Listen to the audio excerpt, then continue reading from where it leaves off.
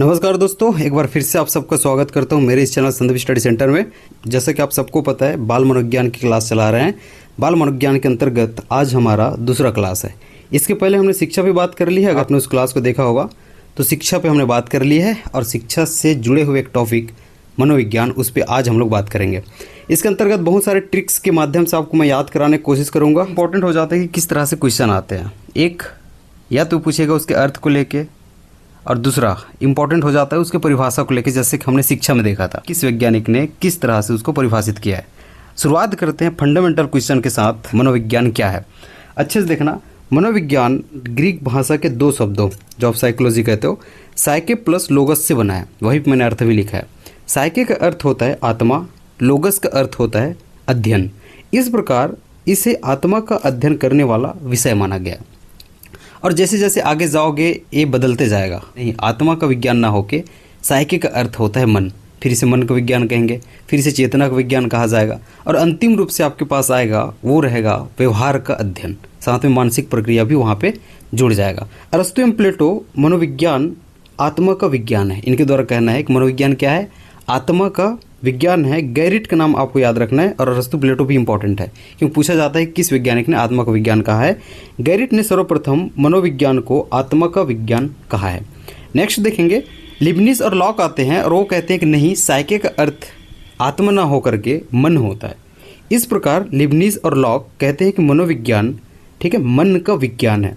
तो किन वैज्ञानिकों ने मन का विज्ञान कहा? लिबनिज और लॉक है। पोम्पोनोजी का भी नाम आपको याद रखना है, इन्होंने भी मनोविज्ञान को मन का विज्ञान कहा है। लेकिन एक पॉइंट यहाँ पे मैंने लिखा है, इसके बारे में बहुत कुछ समझाने का रहता है, लेकिन एक पॉइंट से समझ में आ जाएगा। बस एक चीज़ याद रखना, मन और आत्मा, इस वाली जो परिभाषा आप देख रहे हो, इसको वैज्ञानिक अध्ययन हेतु स्वीकार नहीं किया गया। ठीक है, अब आगे चल के विलियम उंट आएंगे, टिशनर आएगा जो उसका शिष्य रहेगा।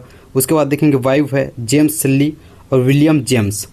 ये कहेंगे मनोविज्ञान चेतना या फिर चेतना की अनुभूति, मतलब कॉन्शियसनेस या फिर कॉन्शियस एक्सपीरियंस का अध्ययन है या फिर विज्ञान है।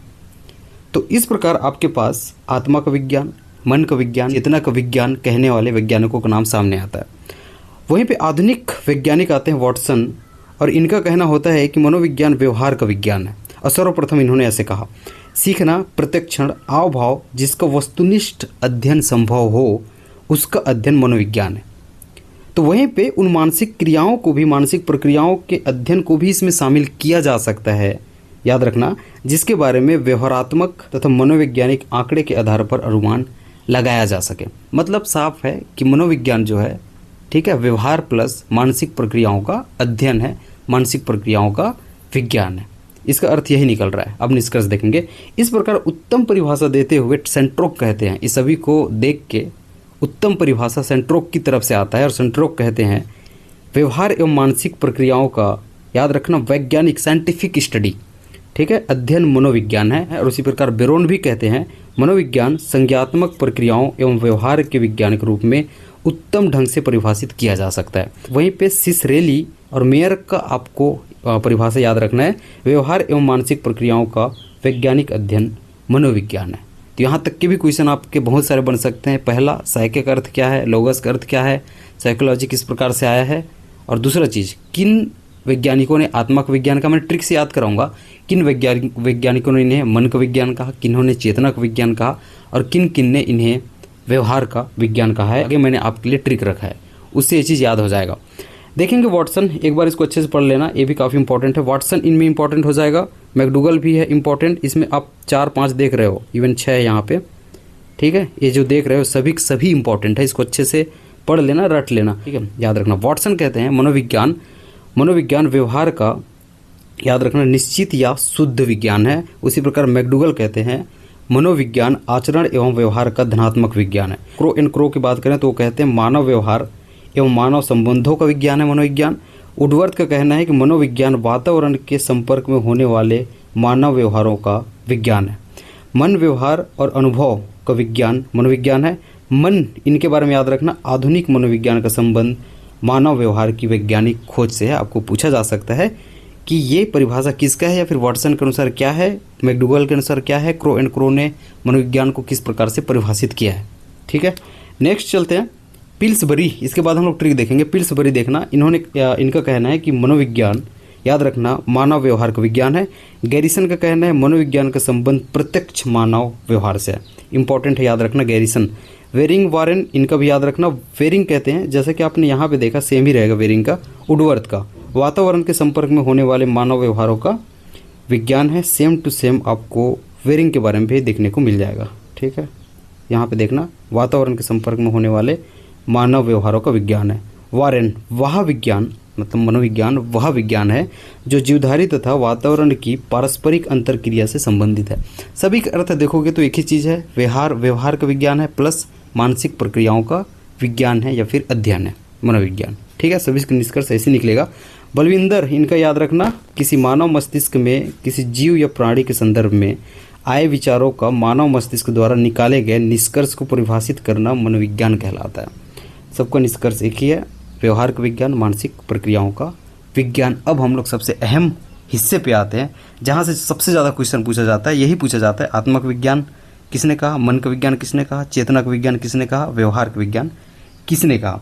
मनोविज्ञान को आत्मा का विज्ञान कहने वाले वैज्ञानिक हो जाएंगे अरस्तु, प्लेटो, डेकार्ट्स। को याद रखने का ट्रिक हो जाएगा, आत्मा से आप यूं अड़े। ठीक है, आत्मा का अर्थ हो जाएगा, इन्होंने आत्मा का विज्ञान कहा है। आपसे आपका तात्पर्य होना चाहिए अरस्तु एवं प्लेटो, इस प्रकार से याद रखना। यूं का अर्थ हो जाएगा, ये सभी वैज्ञानिक जो देख रहे हो ये यूनानी दार्शनिक थे। क्या थे? यूनानी दार्शनिक थे। और अड़े में अब डे याद रखना, आ का मतलब भी अरिस्टोटल हो जाता है, तो अरस्तु से आप उसको जोड़ लेना, डे, इसको डे पढ़ लेना। ठीक है ना, तो ये डेकार्ट हो जाएगा। तो इस प्रकार से इस ट्रिक का यूज़ करके आप इसको याद रख सकते हो, आत्मा से आप क्यों अड़े।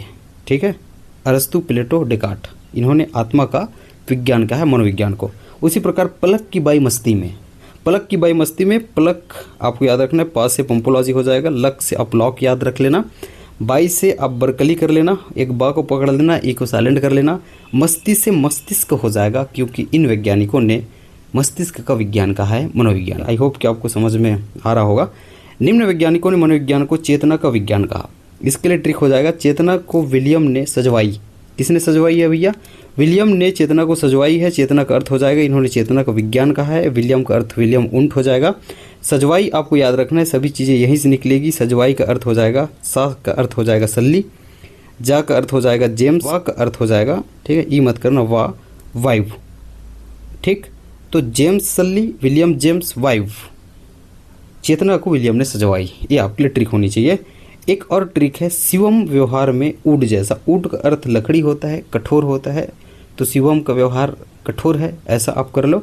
तो शिवम व्यवहार में ऊड जैसा, शिवम में सा हो जाएगा स्किनर, वाह हो जाएगा वॉटसन, माँ हो जाएगा मन, वहीं पे व्यवहार का अर्थ हो जाएगा, इन्होंने व्यवहार का अध्ययन कहा है। और ऊड का अर्थ हो जाएगा, याद रखना, वुडवर्थ। और यहाँ पे में भी आपको देखने को मिला होगा, मैकडुगल हो जाएगा, और के भी देखने को मिल गया है, जिसका अर्थ क्रो आप कर लेना। तो शिवम व्यवहार में ऊड जैसा, ये ट्रिक करके इसको भी आप आराम से याद रख सकते हो। तो ये तो रहा ट्रिक। अब हम लोग चलते हैं स्कूल्स ऑफ साइकोलॉजी। जैसा कि आपने देखा कि सभी वैज्ञानिकों ने अपने दृष्टिकोण से परिभाषित किया। इन्हीं अलग अलग दृष्टिकोणों से, सिंपल शब्द में यही समझना, इन्हीं दृष्टिकोणों से इनके स्कूल्स मतलब संप्रदाय सामने आते हैं, उनका निर्माण होता है। मतलब ये किस प्रकार से विकसित हुए। जीवों में व्यवहार से जुड़े नियमों का अध्ययन मनोविज्ञान का मुख्य उद्देश्य है, ये आपको पता हो गया होगा अब तक। दूसरा चीज़ लिखा है, अलग अलग वैज्ञानिकों ने अलग अलग दृष्टिकोण से परिभाषित किया। इन्हीं अलग दृष्टिकोणों से स्कूल्स ऑफ साइकोलॉजी का निर्माण हुआ, जैसा कि मैंने आपको अभी बताया था। बहुत सारे हैं इसके, आप संप्रदाय देखेंगे, लेकिन सबसे प्रचलित है ये पाँचों का नाम आपको याद होना चाहिए। संरचनावाद, जिसे प्रयोगात्मक भी कहा जाता है, प्रकार्यवाद जो कि उसके विरोध स्वरूप आएगा, आगे आपको व्यवहारवाद देखना है, गेस्टाल्ट मनोविज्ञान के बारे में देखना है, मनोविश्लेषणवाद इसके बारे में आपको चर्चा करनी है। इसके अतिरिक्त और है, उसको भी मैं आपको दे दूंगा। ठीक, ये 5 पहले हम लोग चर्चा कर लेते हैं। पहला है संरचनावाद। एक एक पॉइंट टू पॉइंट मैंने रखा है, वैसे ही याद रखना, वैसे ही क्वेश्चन पूछे जाएगा। इसके अन्य नाम क्या है, इसके संस्थापक क्या है, प्रवर्तक क्या है, प्रणेता क्या है, विषय वस्तु क्या है, इसके अनुसार मनोविज्ञान की विषय वस्तु क्या होनी चाहिए, यही आगे चल के बदलती जाएगी। जैसे देखेंगे अन्य नाम, संरचनावाद को अंतर्निरीक्षणवाद या फिर इसे अस्तित्ववाद भी कहा जाता है। आपके एग्जाम के दृष्टिकोण से इंपॉर्टेंट पॉइंट्स मैंने यहाँ पे रखा है।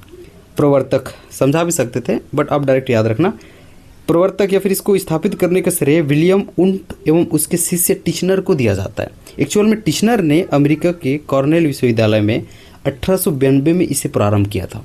विषय वस्तु संरचनावाद के अनुसार मनोविज्ञान की जो विषय वस्तु है वो चेतन अनुभूति है। टिचनर ने मनोविज्ञान को अनुभव करने वाले व्यक्तियों के अनुभव का अध्ययन कहा है, इसको आपको याद रखना है। अब टिचनर ने मन और जो आपकी चेतना है इसको अंतर करेंगे और टिचनर के द्वारा मन के तीन एलिमेंट्स दिए जाएंगे। उसके बाद उंट के द्वारा 2 एलिमेंट्स दिए जाते हैं। ठीक है, एक याद करेंगे दोनों याद हो जाएगा। टिचनर ने इन्होंने जो है चेतन एवं मन में अंतर किया। इनके अनुसार चेतन वो है, इसको डायरेक्ट याद रखना, जो दिए हुए क्षण में उपस्थित होता है व्यक्ति में, मतलब पर्टिकुलर टाइम लैप में। ठीक है, और उसके बाद आप मन देख रहे हो, ये जन्मजात होता है। तो 2 चीज़ याद रखना, पर्टिकुलर टाइम लैप में हो रहा है जिसे हम चेतन कहेंगे, और जन्मजात होता है उसे मन कहेंगे। ठीक, इसी से याद हो जाएगा। उसके अनुसार चेतन के 3 तत्व है। किसके अनुसार? टिचनर के अनुसार चेतन के 3 तत्व होते हैं। संवेदन याद रखना है, जिसे सेंसेशन कह रहे हैं। भाव या अनुराग, फीलिंग, अफेक्शन की बात कर सकते हो। उसके बाद प्रतिमा या प्रतिबिंब, इमेजेस। ठीक है, तो इस प्रकार से 3 तत्व आपको याद रखना है। टिचनर के अनुसार डायरेक्ट क्वेश्चन पूछ सकता है। टिचनर के अनुसार, ठीक है, मन के कितने प्रकार होते हैं, फिर मन के कितने एलिमेंट्स हैं। उसी प्रकार उंट ने चेतना को 2 प्रकार से बांटा, या फिर 2 प्रकार उनके बतलाए हैं। एक संवेदन और एक भाव कहा है। मतलब उन्होंने क्या नहीं रखा? इमेजेस को नहीं रखा है, प्रतिबिंब को नहीं रखा है। तो ये तो रहा क्या आपके संरचनावाद। ठीक है, प्रकार्यवाद इसके विरोध स्वरूप आता है और कहते हैं, इसमें कहा जाता है कि चेतना मात्र नहीं है, बल्कि मानसिक प्रक्रियाओं या कार्य के अध्ययन से इसका संबंध है। ये चीज़ सामने आएगा। प्रकार्यवाद, इसके संस्थापक विलियम्स जेम्स हो जाएंगे। 1890 में इन्होंने एक पुस्तक लिखकर इसकी स्थापना की थी। उस पुस्तक का शीर्षक इन्होंने रखा था प्रिंसिपल्स ऑफ साइकोलॉजी। पहला चीज़ एकदम क्लियर हुआ। ठीक है, विलियम जेम्स के अनुसार इसकी जो विषय वस्तु है बिल्कुल चेतना थी, लेकिन जेम्स ने चेतन की कार्यात्मक उपयोगिता, मतलब मानसिक प्रक्रियाओं को, उसके कार्यात्मक उपयोगिता पर उन्होंने ज़्यादा बल दिया। इसका मतलब यहाँ है कि मनोविज्ञान का संबंध मानसिक प्रक्रियाओं या कार्य के अध्ययन से है। इसको आपको याद रखना है। ठीक है, तो दोनों में अंतर कर पा रहे हो, जो आपके संरचनावाद था और प्रकार्यवाद। अंतर भी पूछे जा सकते हैं। औपचारिक संस्थापक के रूप में डीवी एंजिल और कार को माना जाता है। मतलब विलियम जेम्स ने अनौपचारिक रूप से 1890 में अपनी किताब प्रिंसिपल ऑफ साइकोलॉजी में इसकी प्रारंभ की, और इसे वैज्ञानिक स्वरूप देने का कार्य डीवी एंजिल और कार के द्वारा किया गया, इसलिए इन्हें औपचारिक संस्थापक कहा जाता है। एकदम क्लियर है। नेक्स्ट आपके पास रहेगा प्रकार्यवाद को लेके वुडवर्थ के अर्थों में, या फिर वुडवर्थ के अनुसार। हाँ, मनोविज्ञान जो यथार्थ एवं व्यवस्थित रूप से मनुष्य क्या करता है, वह ऐसा क्यों करता है, जैसे प्रश्नों का उत्तर देने का प्रयत्न करता है। मनोविज्ञान वह विज्ञान है जो यथार्थ या व्यवस्थित रूप से मनुष्य क्या करता है, वह ऐसा क्यों कर रहा है, इन जैसे प्रश्नों को उत्तर देने का प्रयत्न करता है, उसे कार्य मनोविज्ञान कहते हैं। नेक्स्ट है व्यवहारवाद। व्यवहारवाद, इसके संस्थापक हो जाएंगे वॉटसन। 1913 में इन्होंने इसकी स्थापना की। इसकी विषय वस्तु व्यवहार हो जाएगा। आपने चेतन देखा, ठीक है, चेतना की अनुभूति देखा, चेतना देखी, उसके बाद उन्होंने उसमें मानसिक प्रक्रियाओं को सम्मिलित होते देखा। अब ये कहते हैं कि व्यवहारवाद के अनुसार जो है मनोविज्ञान की विषय वस्तु क्या है, व्यवहार है। वॉटसन का मानना था कि मनोविज्ञान वस्तुनिष्ठ तथा प्रयोगात्मक मनोविज्ञान है, अतः उसके विषय वस्तु सिर्फ व्यवहार हो सकता है, चेतन नहीं हो सकता। इनका कहना है कि चेतन विषय वस्तु नहीं हो सकता है। क्या हो सकता है? व्यवहार हो सकता है, क्योंकि सिर्फ व्यवहार का अध्ययन वस्तुनिष्ठ एवं प्रयोगात्मक ढंग से किया जा सकता है। तो याद रखना, इसकी विषय वस्तु सीधा पूछ सकता है, व्यवहार है। ठीक है, वॉटसन के व्यवहारवाद के कारण ही उद्दीपक अनुक्रिया की उत्पत्ति होती है। इसको आगे आप समझ सकते हो। वॉटसन ने दर्शन के संबंध में मन और आत्मा को मनोविज्ञान में लाना गलत समझा। उन्होंने कहा कि मन और आत्मा, ठीक है, ये मनोविज्ञान में नहीं आ सकते, यहाँ लाना उनको गलत समझा। इसलिए उन्होंने व्यवहारवाद में संवेदनाओं, ज्ञानेंद्रियों, पेशियों, ठीक है, और ग्रंथियों को सम्मिलित कर वस्तुनिष्ठ रूप से निरीक्षण कर योग्य तथ्यों को स्वीकारा। इसलिए इसे कहते हैं कि जीव विज्ञान की विधियों से व्यवहारवाद प्रेरित था। ठीक, तो ऊपर आप देख रहे हो तो आपको लग रहा होगा जीव विज्ञान की विधियों से प्रेरित था। वॉटसन ने अंतर्निरीक्षण को मनोविज्ञान की विधि के रूप में अस्वीकृत किया। इन्होंने अंतर्निरीक्षण को मनोविज्ञान की विधि के रूप में अस्वीकृत किया। मतलब आप तक अब देख रहे हो अंतर्निरीक्षण विधि पर आधारित था। ठीक है, इसी प्रकार व्यवहारवाद के बारे में कहा जाता है कि इसकी विधि बहिदर्शन विधि है, और बहिदर्शन विधि के प्रणेता कौन हो जाएंगे?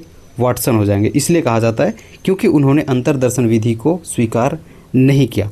मनोविज्ञान की उन्होंने 4 विधियां बतलाई है, जिनमें से प्रेक्षण, अनुबंधन, परीक्षण और शाब्दिक रिपोर्ट। वाटसन के अनुसार मनोविज्ञान की 4 विधियां कौन कौन सी हैं आपको पूछे जा सकती है। प्रेक्षण, अनुबंधन, परीक्षण, शाब्दिक रिपोर्ट। अब इसी प्रकार अगले संप्रदायिक रूप में आपको गेस्टाल्ट मनोविज्ञान के बारे में पढ़ना है। गेस्टाल्ट एक जर्मन शब्द है, ठीक है, जिसका हिंदी में अर्थ होता है आकार, आकृति, समकृति। मैक्स वर्थिमर, इसको याद रखना, वर्दाइमर, इनके द्वारा 1912 में इसे स्थापित किया जाता है। इसके सहयोगी कोहकर और कोफ्का होते हैं।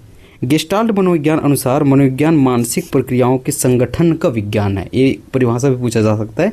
गेस्टाल्ट मनोविज्ञान के अंतर्गत या फिर उसके अनुसार मनोविज्ञान क्या है, तो वो मानसिक प्रक्रियाओं के संगठन के विज्ञान के रूप में सामने आता है। यहाँ पे अंतर्दृष्टि जो कि गेस्टाल्ट मनोविज्ञान से संबंधित है, इसको आपको याद रखना है। बाहर से थोड़ा नॉइस आ रहा होगा, थोड़ा इग्नोर करना है ना, कंटेंट पे फोकस रहिए। समस्या परिस्थिति को समग्र रूप में देखते हुए या फिर देखते समय उसके विभिन्न अंगों के बीच के अनोखे संबंधों एवं अनोखी अंतरक्रिया का पहचान करना ही अंतर्दृष्टि है, जो कि गेस्टाल्ट मनोविज्ञान से संबंधित है। मनोविश्लेषणवाद, इसके संस्थापक या फिर इसे संस्थापना का श्रेय सिगमंड फ्रायड को दिया जाता है। अब इसमें फ्रायड कहते हैं कि अचेतन मन इसमें सबसे ज़्यादा प्रमुख है, तो संस्थापक का श्रेय सिगमंड फ्रायड को दिया जाता है। इसमें फ्रायड का अचेतन मन का सिद्धांत सबसे प्रमुख था।